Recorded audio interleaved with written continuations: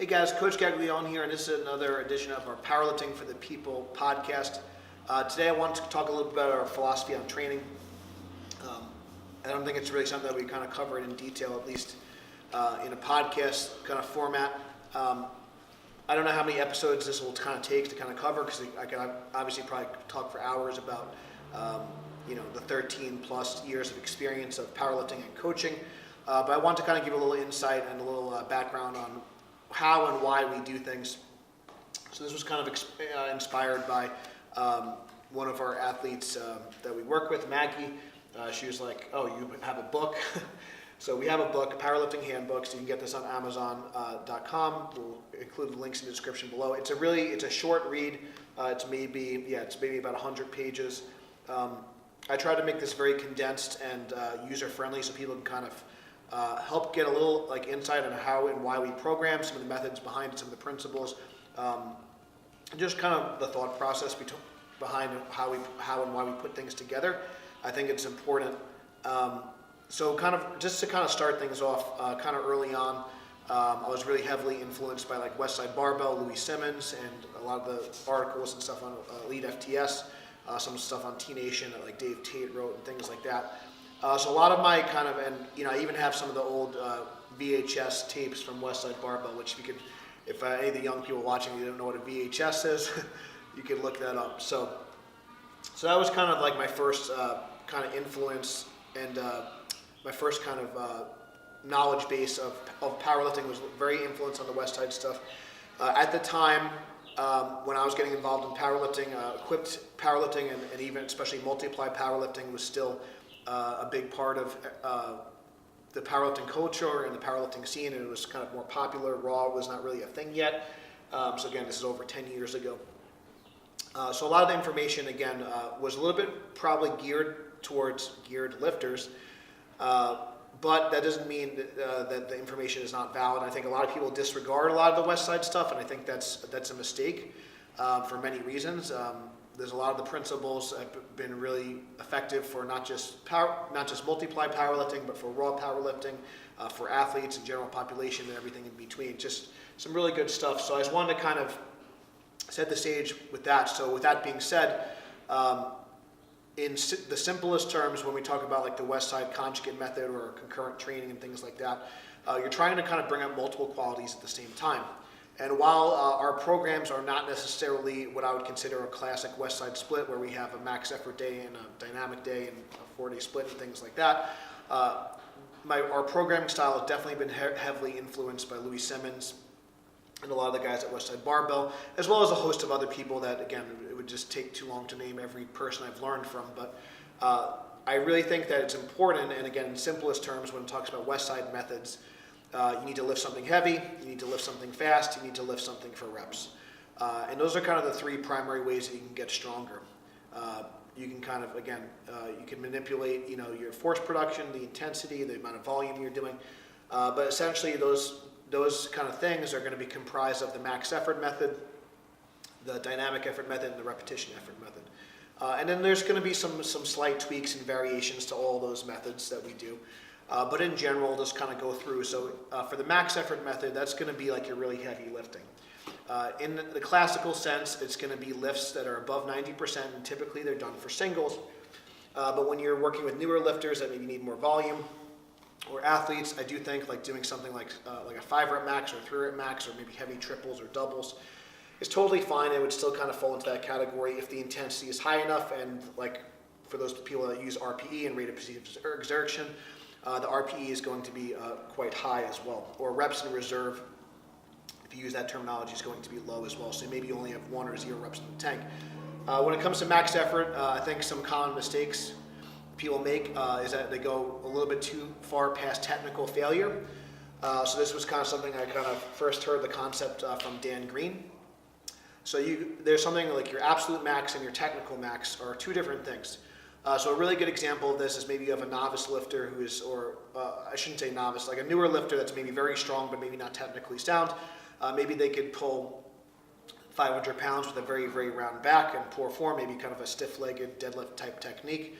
But with a flat back and with good leg drive and good technique, maybe they can only pull 405 or something like that. So there's a big disparity between their technical max and their absolute max. And if you watch a really high-level lifter, this Andre Malancha maybe comes to mind, some of these people. Sometimes the really good lifters, their warm-ups, their openers, their third attempts look pretty similar, and even some of the speed can be very similar too, especially if the lifter is explosive. There's very, very little disparity between their technical max and absolute max, and that's kind of the sign of a seasoned veteran lifter and a high-level lifter.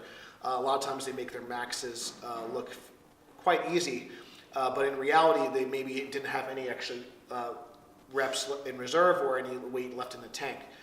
So one of the things that I would advise if you're trying a West Side conjugate method, or you're just doing max effort work, or just doing a rep max in general, is think about more of moving into a technical max versus an absolute max. When your form starts to really break down quite a bit, when the faults, or maybe there's more than one major technique flaw. So for example, a major technique flaw in the squat might be your knees caving in very aggressively and your back rounding aggressively. If there's a little knee caving, a little back rounding, there's going to be some degrees here. But if you have some major faults, it's very apparent. Maybe you miss depth or things like that. So if it's not in the competition, if you're not hitting a competition standard anymore, that would be kind of a cause for you to kind of shut the set down, or that should be your top set of the day. So those are things to consider when doing the max effort method. And again, some modifications would be not necessarily doing a true single. You could do multiple singles above the 90% range. But again, using the max effort, it doesn't necessarily need to be weekly, but definitely getting some heavy training. Again, it's one of the issues with only doing sub-max training or programs that are like super high frequency, not a lot of intensity. You don't really get used to handling those heavy weights. So sometimes you may be really good at reps, but if you're not really good at singles, it's not going to transfer as well over to the platform. So max effort training is very useful. And again, in the classic West Side sense, you're going to probably use exercises that are actually special exercises and they're not actually competition lifts. But I do think there's a lot of value in doing heavy singles, doubles, and triples with the competition lifts. So those are some variations and tweaks that we've done. So again, you could do max effort work with special exercises. You also want to think about, when picking max effort exercises, if you're on a West Side type program, certain exercises are going to be good to build your strength, and certain exercises are going to be great for testing your strength. So we really like to use like reverse band work in particular to help overload. It's also used as an overload tool, but also as a way of testing kind of our strength.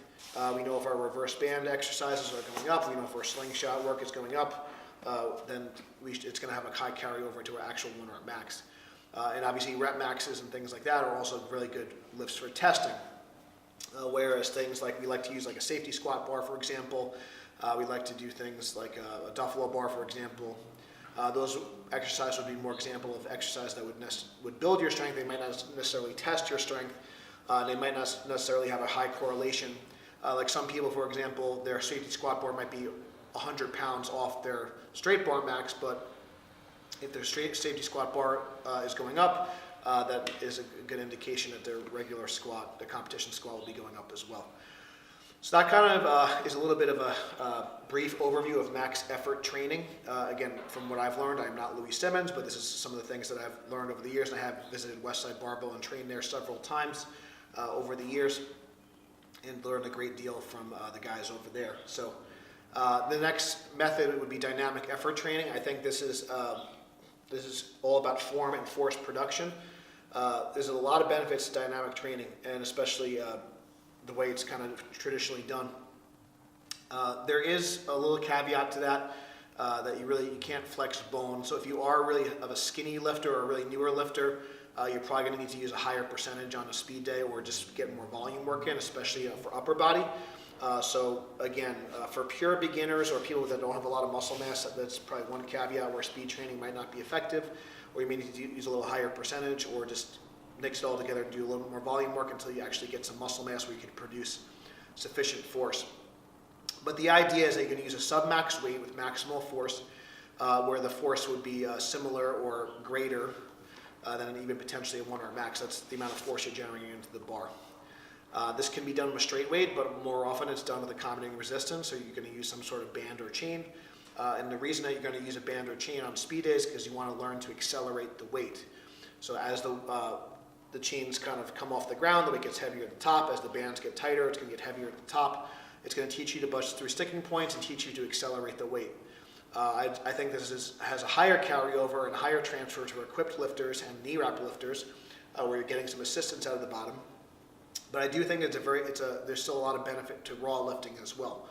Now, if you want to use less accommodating resistance for a raw lifter, I do think that's a good idea.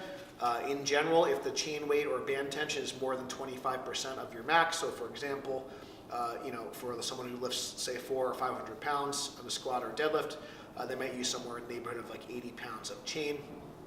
That's going to be kind of a good guideline. So from a percentage standpoint, if it's more than 20-25% of your max in chain weight or band tension, it's probably a little bit aggressive, especially for a speed day. Now, it's not to say that you can't do a little bit more for a max effort exercise, and there's a lot of people who have success with that, but I would say that would have higher transfer over to like a geared lifter, and for raw lifters, they can use a little bit more of a modest band tension or chain weight in most cases. Okay, so for dynamic training, so what's kind of the purpose of it, and what is some of the advantage of it?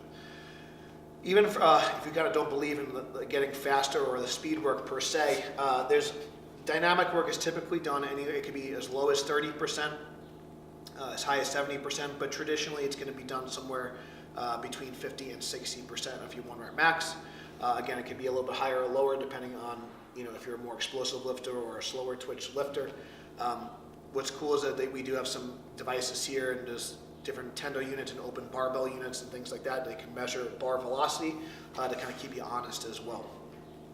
So certain zones of velocity are going to train different qualities. You can check out Brian Mann's book.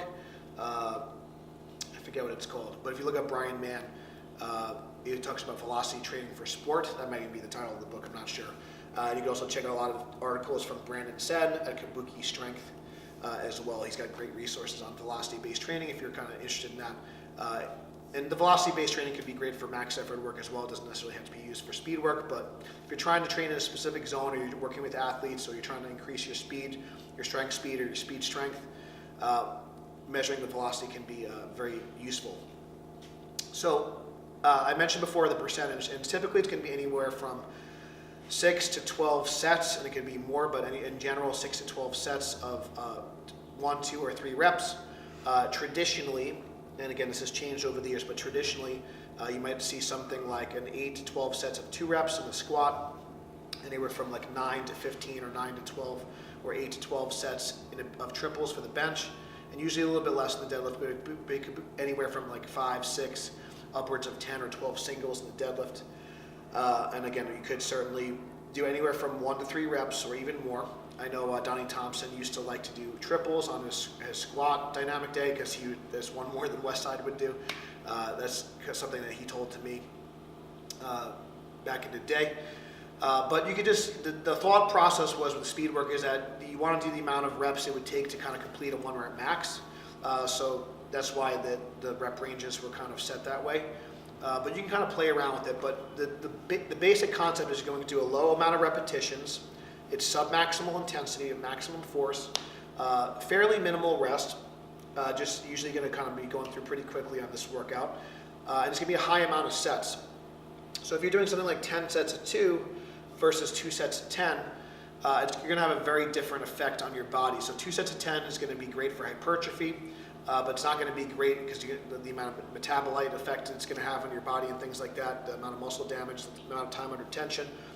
But you're going to tend to slow down a lot. So if you do 10 sets of 2, you also versus 2 sets of 10, you're also going to get 10 first repetitions. You're going to get 10 practices of your setup, whereas in 2 sets of 10, you only get to practice your setup twice. So if you're trying to work on technique, speed work is an excellent tool because you're getting a lot of sets, and you're also not going to be so exhausted and fatigued, so you can get a lot of quality repetitions. So quality repetitions is key here. So I think if from a technique standpoint, because a lot of people talk about high frequency training is great for your technique, which it's something I always kind of scratch my head about, because a lot of times with high frequency or high volume training, yes, you're getting a lot of practice with the reps, but if your technique is not good and you're already fatigued, you're going to also practice really poor technique multiple times. That can ingrain poor motor patterns. So that's why I don't really like high frequency training for someone who's kind of a beginner or like early intermediate. I think that your technique should really be dialed in first, and then you can kind of start to progress frequency over time. So there's some caveats to that as well, but just something to consider. I think that the dynamic training is a really great way to hone in technique, and it's great for your form and force production. These don't have to just be done for squat, bench, and deadlift. You could also use a similar method or technique for like jump training or medicine ball training if you're working with athletes. So if you're doing like box jumps or something like that, or broad jumps or depth jumps or medicine ball throws. For distance, you could again do a high amount of sets and a low amount of reps, so you're getting that maximum force production. So it's a great way to kind of practice powerful movement and explosive movement. So that's dynamic effort training. So the repetition effort method traditionally is when you're kind of doing reps to failure. And traditionally, you're going to use the repetition method more for accessory work. So some things that like Louis Simmons would talk about is like you do things like timed bench press, where you might be bench pressing dumbbells for upwards of 1 or 2 minutes. You could do reps to failure. You could do 3 or 4 sets or 5 sets at a given weight, where you're trying to hit as many reps as possible, and then week to week you're trying to increase your volume over time. So maybe you're doing 100-pound dumbbells, and maybe you get 40 total repetitions on week 1, and maybe you try to get 41 total repetitions on week 2 over a given amount of sets for that period. So you could, just when you're using the repetition effort method, it's just really about accumulating volume and kind of pushing toward a little bit more towards failure. So you're getting a little bit of muscular endurance effect, you're getting some hypertrophy benefit there. So that's going to be kind of the repetition effort methods. Usually used more for accessory work and single joint exercises, body weight exercises, kettlebell movements, and things like that. But you're trying to kind of build up volume over time. So this would be not really a method itself as far as the big 3 methods for us. You could also it's important to talk about submaximal effort training, which would just be kind of like your volume work. So your 5 sets of 5, your 3 sets of 8, 6 sets of 4. Again, a lot of people argue this, but I really recommend, I think Perlpin's chart is a good place to start for most people. I know, because it was, those studies were kind of done with weightlifters and things like that, but in general, that's kind of like where the 5 sets of 5 kind of comes from, and a lot of these, 3 sets of 3 and things like that. Dan John, great strength coach, also has like, for heavy stuff, like the rule of 10. I think for hypertrophy work, he talks about the rule of like 25. So if you think about like the rule of 10 for strength work, something like a 3x3, that's really heavy strength work.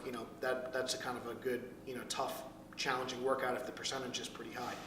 Something like 5 sets of 5, with a little lower percentage, that's going to give you that kind of the 25 like optimal total reps. So Perlpin's chart is a kind of a way to show you what the optimal number of repetitions are at a given intensity range for a certain set and rep scheme. But so in general, the higher the intensity, the lower the amount of total volume you're going to do for that particular day. So if you're upwards of toward 90%, you're not going to be able to handle as much volume as you would be able to handle with something like 70 or 75%. So Perlpin's chart is also a good way to kind of program and start to program kind of like your volume work, your volume training on the days where you're not necessarily doing max effort work or you're not necessarily doing speed work. So organizing the training month, you could take one of 2 approaches. For novices and beginners, I think a linear progression is great. I don't think anyone really does this better than starting strength, so you can kind of check out like the starting strength linear progression, where there's a lot of things where I may not necessarily agree with some of their methods. I really think Matt Reynolds does a great job with barbell logic, so you can definitely check out a lot of his stuff as well. But the linear progression for a novice is probably the best thing you could probably do. I would probably tweak some of the frequency of like the squatting and things like that a little bit. But in general, just adding a little bit of weight each week. So, the volume and the intensity might get progressively harder over a course of a number of weeks, anywhere from 4 to 6 weeks. And then after 4 to 6 weeks, take a little bit of a deload to drop the volume intensity a little bit. One thing on deload weeks, volume is a better way to kind of reduce fatigue. So your intensity doesn't need to drop too much, but if you can cut the volume in half of your typical workout, so let's say if you normally do 5 sets of 5, if you're doing like 2 sets of 5, for example, with a similar intensity, that would be a good like deload, for example. So if you're normally doing like, so cut your volume in half at a minimum on your deload weeks, and that's a good place to start. And you can do that every 4 to 6 weeks. And that's a kind of a good place to start. Everyone's going to be a little bit different with how but in general, most people do every 4th week just because it makes sense for like how we live and for a training month. But everyone's a little bit different with how long they take to peak and how long it takes for them to kind of taper off, and how long it takes them to accumulate fatigue. So that's kind of a lot about, we talked a lot about repetition work and submaximal effort work. Some other methods that we talked about in the past, and we could probably just maybe include some links. We talked about overload training and underloading training. So depending on where you are in a training cycle, overloading training would be very helpful during a peaking cycle or when you're really trying to activate your nervous system. So using things like reverse band slingshots, heavy walkouts, heavy holds, heavy partials. That's going to be great for overload training. It's going to allow you to use weights that are higher than your 1 rep max to stimulate your body and stimulate your nervous system. For underloading training is really good for, so you can use movements that extend the range of motion, or maybe you're taking less equipment off, you're taking more equipment off, so you're doing like beltless work, for example, or work without your sleeves, work without your knee wraps, or special barbells like safety squat bar or duffalo bar. Typically you're going to be weaker in those. So those would be great during a hypertrophy block or an off-season block where you're trying to limit the amount of weight on the bar and kind of unload your spine a little bit, but you still get a great muscular stimulus. So those are some other methods that are going to be really important in some of the things that we like to think about when we're programming for athletes. The other thing that we talked about, we talked about a linear progression. We like to use an undulating periodization, whereas week 1 is like fairly difficult. Week 2, there's a slight drop in maybe volume and or intensity. Week 3 is the hardest. It's going to be the highest volume, and it could be highest intensity or high intensity. And then week 4, we might keep the intensity kind of high, maybe do like a testing week or something like that, but the volume is going to drop considerably. So it's undulating. It's not necessarily like a linear. So there's going to be some, and I find that's a little bit of a better approach when you get more towards intermediate or advanced training, because if you, as an advanced lifter, especially if you have other considerations, maybe a family, a stressful job, it might be hard to progress in a linear fashion week to week once you get to advanced stages, or if you just have a really hectic life. So having those slight dips in volume every other week can be beneficial to aid in recovery. It's also one of the reasons why we kind of advocate for maybe only training 3 or 4 days a week versus some more popular programs that might have athletes training 5 or 6 days a week. We find it's a little bit more sustainable. And one of the things we always like to focus on is longevity with our athletes and our team, because we do care about health. We do want to hit records on the platform. We do want to get stronger, but we also want to stay healthy and do this for a really long time because we love this sport. So we're always going to keep longevity in mind. So I think that's a kind of a good general overview of our program philosophy and kind of how we do things. Again, if you want a little bit more, if you want this, if you're a coach out there or you're just someone that's really interested in training, you can check out the Powerlifting Handbook. It's a great resource. We really, truth be told, we really don't make any money on the book, but my goal with this book is to just spread our message of strength and just share how we train people and and share our philosophy.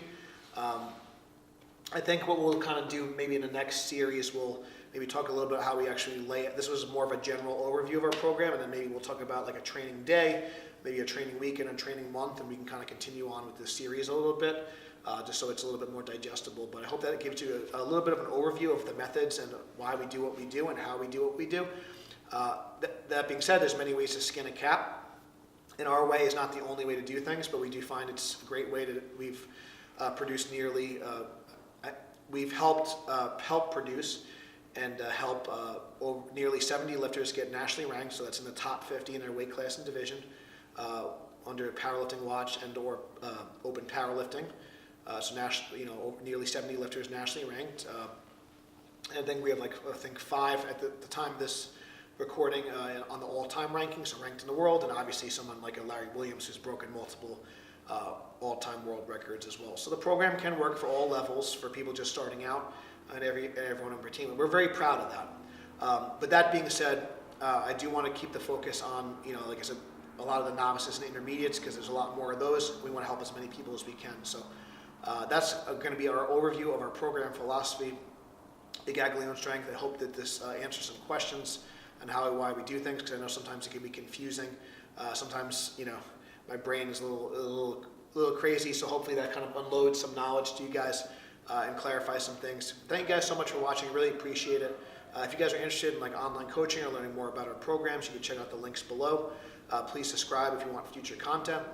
And thank you guys so much for watching. Until next time, stay strong, and we'll see you soon.